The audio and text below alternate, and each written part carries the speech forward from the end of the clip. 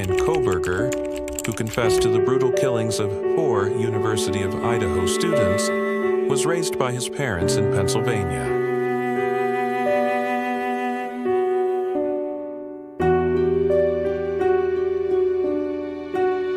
Welcome to our channel Unreal Truthful Crime. Our society has dedicated investigators of the criminal world.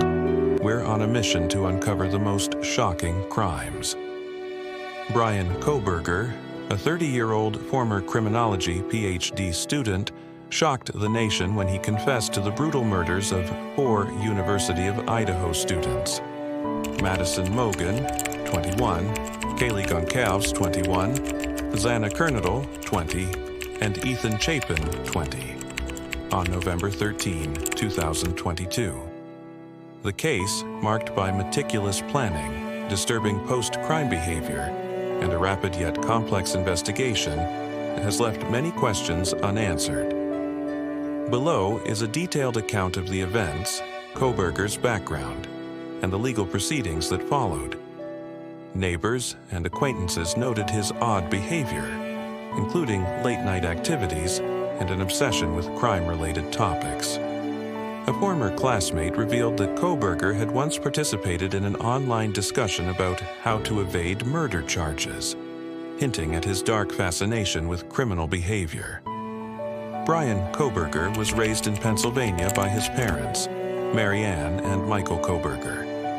Described as an introverted and socially awkward individual, he had a keen interest in criminology and criminal psychology.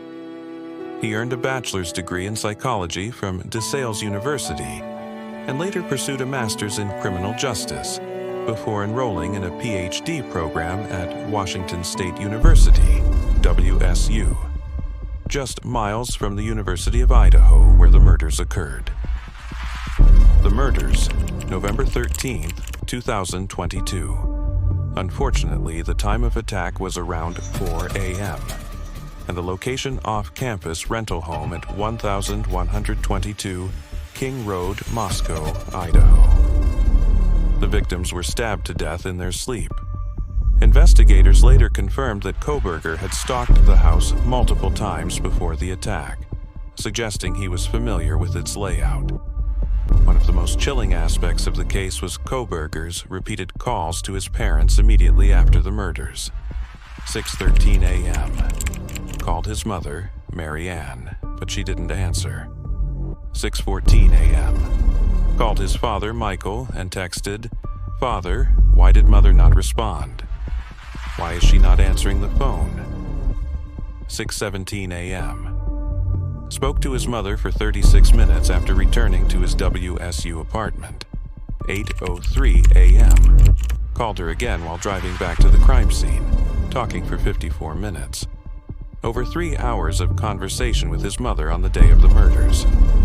Kohberger turned off his phone between 2:54 a.m. and 4:48 a.m., likely to avoid digital tracking while committing the murders. Hours later, at around 9 a.m., his phone data placed him near the house again, raising questions about his motives for returning. Investigators found his behavior eerily detached, noting that he had only 18 contacts in his phone, including entries like "girl I ran with" and "second girl I ran with, hair."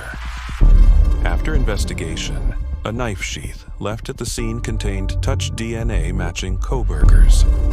Investigators later retrieved his DNA from trash outside his parents' Pennsylvania home, confirming the match. In January 2023, Bryan's family spoke out for the first time since his arrest, saying in a statement that they were cooperating with law enforcement to promote his presumption of innocence. Kohberger was arrested at his parents' home in Pennsylvania. Despite initial claims of innocence, he later accepted a plea deal to avoid the death penalty, receiving 4 life sentences plus 10 years for burglary.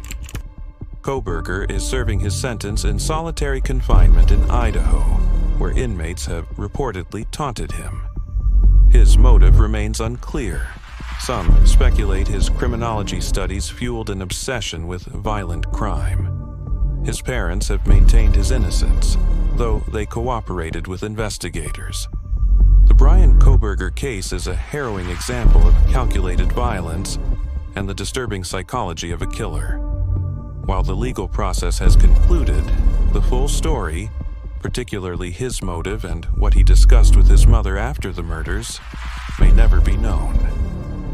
The case continues to spark debates about criminal profiling, digital forensics, and the ethics of genetic genealogy in investigations.